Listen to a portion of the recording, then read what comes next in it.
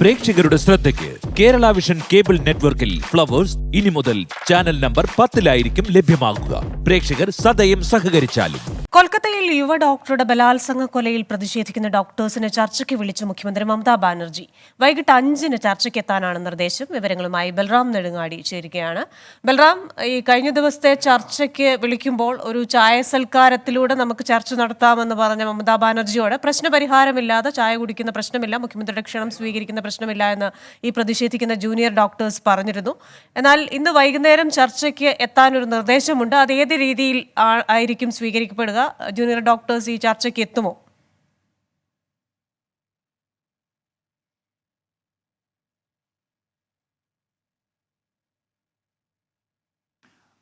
Christina, ഈ junior doctors ചർച്ചയ്ക്ക് തയ്യാറാണെന്ന് കഴിഞ്ഞ ദിവസത്തെ പ്രതികരണത്തിൽ വ്യക്തമാക്കിയിട്ടുണ്ട്. എന്നാൽ ഈ ചർച്ചകൾ മുടങ്ങിപ്പോകുന്ന ഒരു സാഹചര്യം എന്നുള്ളത് സർക്കാരും ഒപ്പം തന്നെ പ്രതിഷേധിക്കുന്ന ഡോക്ടർമാരും ഉപാധികൾ മുന്നോട്ട് വെച്ചിട്ടുണ്ട് ചർച്ചയ്ക്ക് മുൻപായി. അതിൽ പ്രധാനമായത് ചർച്ച ലൈവ് സ്ട്രീമിംഗ് ആയി നൽകണം എന്നുള്ളതായിരുന്നു.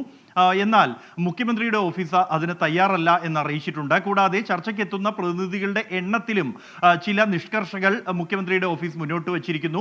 ഡോക്ടർമാർ അറിയിക്കുന്നത് വിവിധ മെഡിക്കൽ കോളേജുകളിലെ പ്രതിനിധികൾ ചർച്ചകളിൽ പങ്കെടുക്കേണ്ടതുണ്ട്.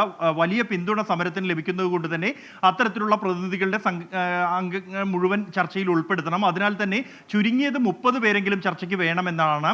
മുഖ്യമന്ത്രിയുടെ ഓഫീസാകട്ടെ 15 പേരുമായി മാത്രമേ ചർച്ചയ്ക്ക് തയ്യാറാകൂ എന്ന് അറിയിച്ചിരിക്കുന്നു. കഴിഞ്ഞ തവണത്തെ ചർച്ചയും അവസാന ഘട്ടത്തിൽ മുടങ്ങിപ്പോവുകയായിരുന്നു. ഇത്തരത്തിലുള്ള രണ്ട് കൂട്ടരും ഇത്തരത്തിൽ പിടിവാശി പിടിച്ചതിനെ തുടർന്ന് ഒടുവിൽ ഡോക്ടർമാർ ചർച്ചയ്ക്കായി എത്തിയെങ്കിലും തങ്ങളെ കയറ്റി വിട്ടില്ല എന്നും നേരത്തെ നൽകിയ ഉറപ്പുകൾ ലംഘിക്കുകയാണ് മുഖ്യമന്ത്രിയുടെ ഓഫീസ് ചെയ്തത് എന്നും ചർച്ചകൾ ലൈവ് സ്ട്രീമിംഗ് ഒഴിവാക്കണം, പകരം റെക്കോർഡ് ചെയ്ത് അത് പ്രസിദ്ധീകരിക്കാം എന്ന് ആദ്യം അറിയിച്ചിരുന്നെങ്കിലും അതിനുപോലും തയ്യാറാകാത്ത സാഹചര്യം ഉണ്ടായതിനെ തുടർന്നാണ് മുടങ്ങിപ്പോയത് എന്ന് അറിയിക്കുകയായിരുന്നു ഈ ഘട്ടത്തിൽ.